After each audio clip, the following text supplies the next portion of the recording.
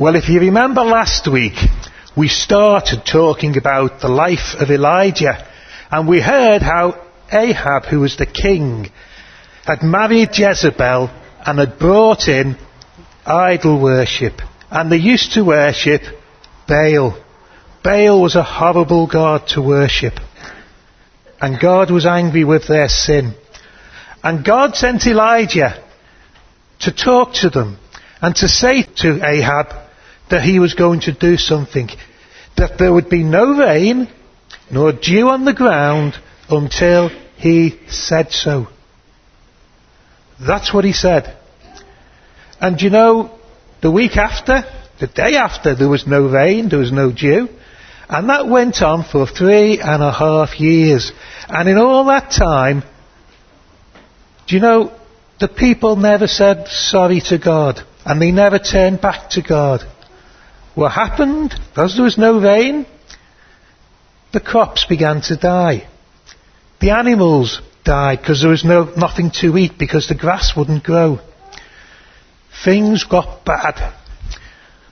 But God's good. Even though they hadn't turned, God said, I'm going to do something else now. And he told Elijah to leave Zarephath, because that's where he was, if you remember, at the end of our story last week, and to go down and to meet Ahab. And so he sets off. But at the same time, Ahab is talking to one of his men, Obadiah. And he says to Obadiah, look, we need to find some grass. Go and search the land and see if there's anywhere where there's still a little stream, where there's some grass growing by it. Because he was concerned about his donkeys, his horses, not concerned about the people. He was just concerned about what he had. Do you know, Obadiah set off and he went up north. Do you know, he didn't find what he was looking for, grass, but he did find Elijah. And he bumped into Elijah. He was a bit shocked because no one had been able to find Elijah. And Elijah said to him, look, go and tell Ahab that I'm coming to speak to him. And so off he went, and Obadiah went as quick as he could, looking for Ahab. And when he found Ahab, he spoke to him and he told him what Elijah had said to him. Well, do you know, Ahab for years had been thinking, how can I get rid of him? What do I have to do? He'd searched the land. I know what I'm going to do. I'm going to tell him. And do you know what he told him when he got to there? He said, you're the troublemaker in Israel. He blamed Elijah for all the things which had gone wrong. But you know, Elijah didn't listen. He just turned around and said, no, you are the troublemaker because you have turned the people away from God to worship idols. He said, get all the people together. Get them to go to Mount Carmel and we will meet there. And that's what Elijah was to do. He said, and don't forget, bring all the prophets of Baal, all the prophets of Ashtaroth.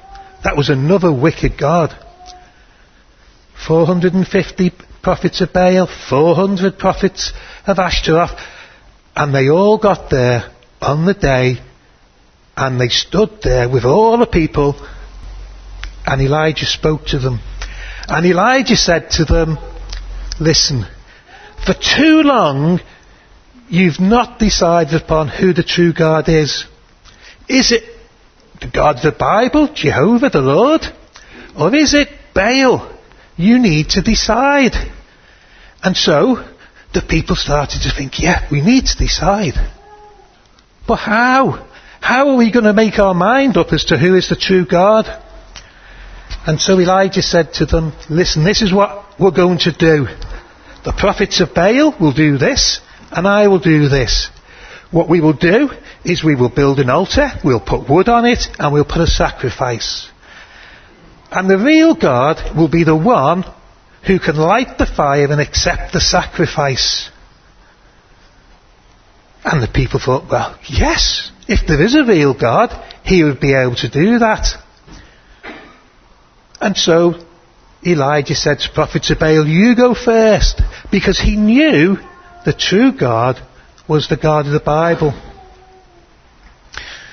And so they built their altar, they put the wood on it, they put the animal on it, and they started to pray to Baal. And they said to Baal, Baal, send fire. And nothing happened. So they carried on praying. They had started early in the morning. It was now midday. And Elijah looked and thought, nothing's happened. There's been no fire come down. So the people realised that Baal wasn't a god. He started to say to them, listen, if God is a god, then maybe he's just busy at the moment and you need to shout a bit louder. Maybe he was thinking about other things, you see. But actually, no, maybe he's a long way away on a journey going somewhere else. Maybe he's fallen asleep. And if that's the case, you really need to shout louder, don't you? And you know what they did? Yeah, they shouted louder. And they didn't just shout louder. They started to dance around, jumping up and down, and cutting themselves to show that they really wanted Baal to answer. That started midday. They'd already been going for hours. And by the evening time, there was no answer. Baal hadn't sent any fire. And so I suppose everyone started to think, why hadn't he sent fire? It's because Baal is not a god at all. Baal was just a piece of metal, piece of wood, piece of stone that somebody had fashioned into the shape that they called a god. But he was nothing. And so, because it was evening, and it was time in the olden days for the people of God to gather around an altar and to make a sacrifice to God, Elijah said, it's my go, and I'm going to do one. And so he built his altar. He put the wood, and he put the sacrifice on top. Then, you can see he's digged the trench, and he started to pour 12 big jars full of water all over it. It was soaked. There was no way that if you had loads and loads of matches that you could ever have lit that fire. But of course it's not man who's going to light it, is it? It's God. And then Elijah stood up in front of everybody else and he prayed out loud because he wanted everybody who was in front of him to know what he was saying. You see, he wanted them to know that the Lord is God.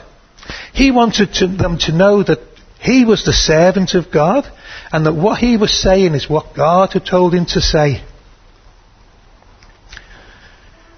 Do you know why he said that? Because he wanted them not just to know it, but he wanted them to turn back and to worship God. That's something that all of us need to do. You know, if we're breaking God's laws, we need to turn back, say sorry, and we need to come back to God. That's what he wanted them to do.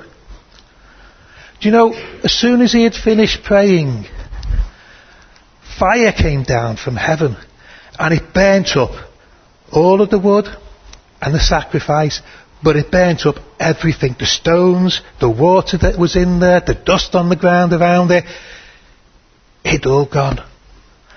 You could almost imagine as people saw that, they would be dead quiet.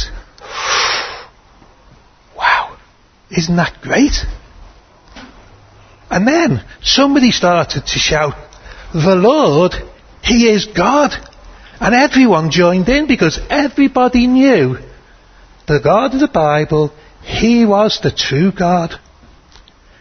You see, those people saw that day that the God of the Bible is God, and he really is.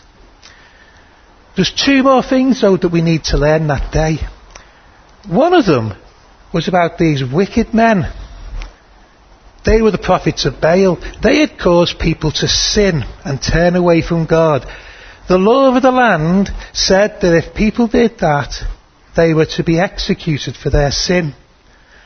And you know, they were taken away and killed. You see, God does hate sin. And those who do it will be punished. And they were. The next thing which we need to learn, you have to come next week and find out what that is.